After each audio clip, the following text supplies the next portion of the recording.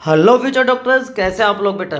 पिछले 2 दिनों में आपने इतने सारे वीडियोस रीनीट की एक्सपेक्टेड कट ऑफ और एनालिसिस के बारे में देख लिए होंगे कि आपको अब लग रहा होगा कि ये भी एक नया वीडियो लेकर आ गया है। लेकिन बेटा, मैं जो आपको बताने वाला हूँ उससे बहुत सारे लोग एग्री नहीं करेंगे, इसलिए थंबनेल में आप देख रहे होंगे। बट रियलिटी बताना, एक फैक्ट चेक बताना मेरा मॉरल रेस्पॉन्सिबिलिटी है, इसलिए आपके साथ ये सारे डाटा शेयर किया जा रहा है। ठीक है, तो अगर आप चैनल पर नए हैं तो फटाफट सब्सक्राइब करके लाइक शेयर कमेंट कर दो बेटा। अब एनटीए पिछले कुछ टाइम से जिस तरह का पेपर बना रहा है ये एक्सपेक्टेड था। और क्योंकि पेपर लीक के सारे सारे जो ये सारा इंसिडेंस हुआ उसके बाद ऑब्वियस था कि पेपर टफ आने वाला है, तो मॉडरेट टाइप का पेपर रहा।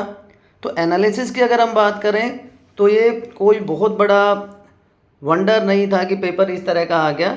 यस, लेकिन इसके साथ साथ मैं आपको एक चीज़ और बता दूं कि कट ऑफ जो है बेटा बहुत सारे फैक्टर्स पे डिपेंड करती है, कोई एक पैरामीटर नहीं होता जिसके ऊपर हम ये कह सकते हैं कि इस बार ये कट ऑफ रहने वाली है।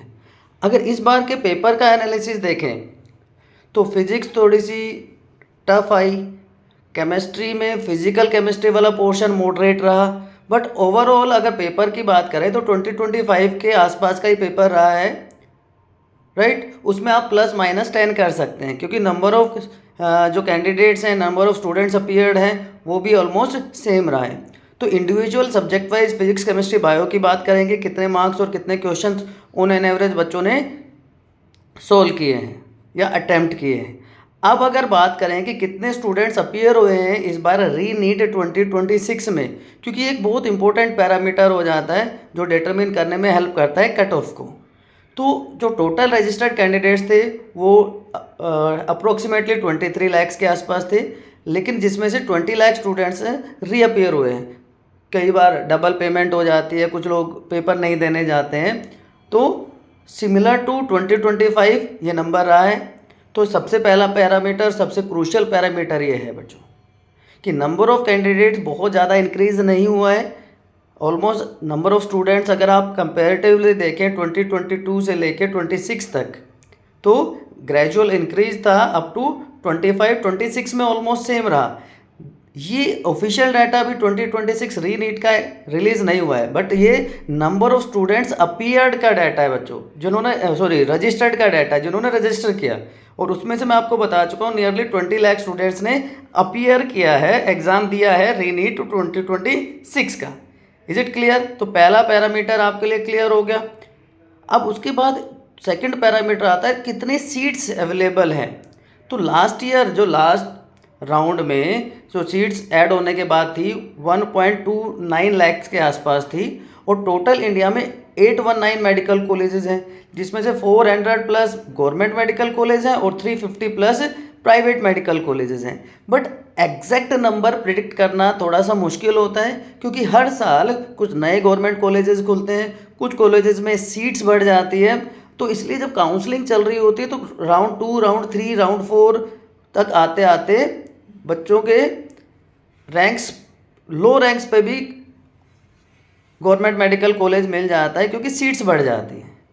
तो पहला और दूसरा पैरामीटर आपको क्लियर हो गया कि number of seats and number of candidates appeared for the exam, ये सबसे क्रूशियल पॉइंट होते हैं।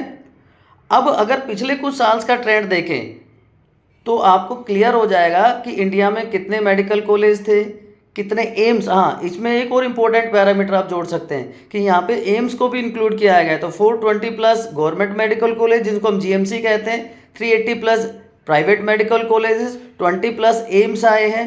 और इस बार भी कुछ 1 या 2 एम्स बढ़ने की उम्मीद है कि हरियाणा में मेडिकल कॉलेज एम्स आ रहा है। तो 2014 से लेके पिछले 11 साल में अगर हम देखें तो सीटें डबल से भी ज़्यादा हो गई हैं। 2014 में 54,000 सीट्स थी जो 2025 में 1.29 लैक्स हो गई थी, और इस बार ये नंबर में भी 1.40 तक भी पहुंच सकता है। तो नंबर ऑफ स्टूडेंट्स बढ़े हैं, बिल्कुल ऑब्वियस सी बात है, लेकिन उसके साथ साथ नंबर ऑफ सीट्स भी इंक्रीज हुई हैं, ये भी आपको ध्यान में रखना है बेटा। कंपटीशन के साथ साथ नंबर ऑफ सीट्स इंक्रीज हुई है। अब ओवरऑल अगर हम एनालिसिस की बात करें कि डिफ़िकल्टी लेवल कैसा रहा है, तो मैंने फाइनल वर्डिक्ट जो आपको पहले ही बता दी थी कि पेपर मॉडरेट लेवल का रहा है। फिजिक्स में 2 क्वेश्चंस कंट्रोवर्शियल हैं जिनमें हो सकता है आपको बोनस मिल जाए।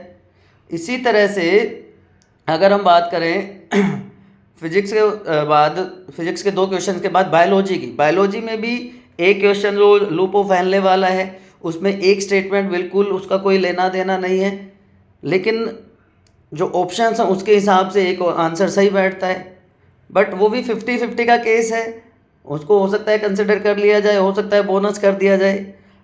उसके बाद हम तीसरे सब्जेक्ट की बात करें, केमिस्ट्री में फिजिकल केमिस्ट्री मुश्किल था।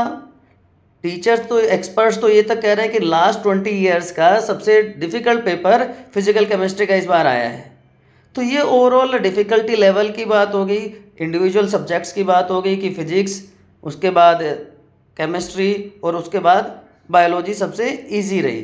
अब अगर एक एक सब्जेक्ट की बात करें तो फिजिक्स में 2 क्वेश्चन चलिए हम टफ मान लेते हैं, कंट्रोवर्शियल मान लेते हैं, तो भी 50% पेपर, किसी भी लेवल का आप पेपर देख लीजिए, 50% पेपर इजी आता है। 50% पेपर का मतलब 45 क्वेश्चंस में से 22-23 क्वेश्चंस डुएबल होते हैं।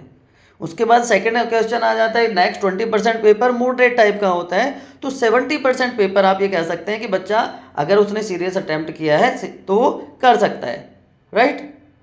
सो 25 से 27 क्वेश्चन का मतलब होता है 110 से 120 मार्क्स। तो फिजिक्स में एवरेज स्कोर ये आप मान के चलिए बच्चों ने इतना पेपर किया है, क्योंकि नंबर ऑफ स्टूडेंट्स बहुत ज़्यादा है, किसी के पास भी इतना ज़्यादा डाटा नहीं है कि वो प्रिडिक्ट कर सके। एक एस्टिमेशन आप लगा सकते हैं, बट मैं जो बता रहा हूँ आपको कंसेप्चुअल बेस पे बता रहा हूँ। जो पेपर सेटिंग का पैटर्न होता है, 50% पेपर ईजी होता है, 20% मॉडरेट होता है और उसके बाद डिफ़िकल्ट होता है। इसी तरह हम केमिस्ट्री में बात करें, टफर थी, 20-25 के सिमिलर थी। फिजिकल केमिस्ट्री स्पेशली बात करें तो टफर थी। तो 16 क्वेश्चन फिजिकल केमिस्ट्री के आए हैं, तो उसको अगर हटा भी दें तो 29 क्वेश्चंस रहते हैं ऑर्गेनिक और इनऑर्गेनिक केमिस्ट्री को मिला के। ऑर्गेनिक का भी थोड़ा पोर्शन टफ मान लेते हैं तो 25 क्वेश्चन बच्चे के पास बचता है। और फिजिकल भी ऐसी नहीं कि पूरी की पूरी टफ, उसमें से भी 50% पेपर अगर बच्चे ने किया होगा तो 33 से 35 तक क्वेश्चन बच्चा अटेम्प्ट कर सकता था केमिस्ट्री में भी, जो नंबर आता है 130 से 135 का। अब आप में से कितने बच्चे मेरे साथ एग्री करते हैं फिजिक्स और केमिस्ट्री के एनालिसिस को लेकर या प्रिडिक्शन को लेकर? आप एक बार फटाफट कमेंट सेक्शन में बताओ, और आप ये भी लिखिए कि आपने कितने क्वेश्चन अटेम्प्ट किए और आप कितने मार्क्स एक्सपेक्ट कर रहे हैं फिजिक्स केमिस्ट्री में। अब लास्टली बात कर लेते हैं बायोलॉजी की, जो सब बच्चे कह रहे हैं ईजीएस थी। एक क्वेश्चन को चलो हम वो जो कंट्रोवर्शियल है उसको हम बोनस मान लेते हैं, फिर भी 89 क्वेश्चंस हैं। 89 क्वेश्चंस में से बच्चा ऑन एन एवरेज 320 से 325 मार्क्स इजीली स्कोर कर सकता है, ये मेरा प्रेडिक्शन कहता है। तो अब आपने तीनों पार्ट का, तीनों सब्जेक्ट का एनालिसिस देख लिया। फिजिक्स 110 से 120, केमिस्ट्री 130 से 135 और लास्टली बायो 320 से 325। Is it clear to everyone? मैंने सारे के सारे पैरामीटर्स आपको बता दिए कि number of students appeared, number of seats available and difficulty level. ये 3 सबसे इंपॉर्टेंट पैरामीटर्स होते हैं जो किसी भी पेपर की कट ऑफ को अफेक्ट करते हैं। तो अब अगर हम कंक्लूजन पर आए तो मैं आपको अब कट ऑफ बता देता हूँ। फिजिक्स में 110 से 120, केमिस्ट्री में 130 से 135, बायो में 330 से 335। तो अगर हम मिनिमम वैल्यू भी लेकर चलते हैं तो मिनिमम मार्क्स आ जाते हैं बेटा 570, और अगर हम हायर साइड में जाते हैं जो कि थोड़ा सा मुश्किल है 590 तक जाता है, क्योंकि पेपर मॉडरेट टाइप का था, तो हम मिनिमम वैल्यू की तरफ लेकर चलते हैं 570 +- 10 मार्क्स आप लेकर चलिए। ये आपकी जनरल कैंडिडेट्स की कट ऑफ रहने वाली है इस बार रीनीट 2026 में। ओबीसी एनसीएल की बात करूं तो कोई बहुत ज़्यादा फर्क नहीं होता, जनरल के आसपास कट ऑफ रहती है, 5 मार्क्स ± कर सकते हैं। AWS में 550+ अगर आपके मार्क्स हैं तो आप एक्सपेक्ट कर सकते हो आपको ऑल इंडिया कोटा से आपको गवर्नमेंट मेडिकल कॉलेज की सीट मिल जाएगी। इसी तरह अगर बाकी कैटेगरीज की बात करें, SC कैटेगरी और ST कैटेगरी की, तो SC कैटेगरी में आपको 450+ पे आपको सीट मिलने के पूरे चांसेस हैं, और ST में अगर आप 400+ पे हैं तो आपको जीएमसी मिल जाएगा, गवर्नमेंट मेडिकल कॉलेज मिल जाएगा। ये ओवरऑल व्यू है बेटा। अब ये थोड़ी सी हार्ड सच्चाई है, बहुत सारे लोग इससे एग्री नहीं करेंगे, बट मेरे लिए आपका स्टूडेंट्स का रिव्यूज, उनका व्यू, उनका वोट इम्पोर्टेंट है। तो आप एक बार कमेंट सेक्शन में बेटा फटाफट बताइए आप इससे कितना एग्री करते हैं, और अगर नहीं करते तो क्यों नहीं करते वो भी बताइएगा।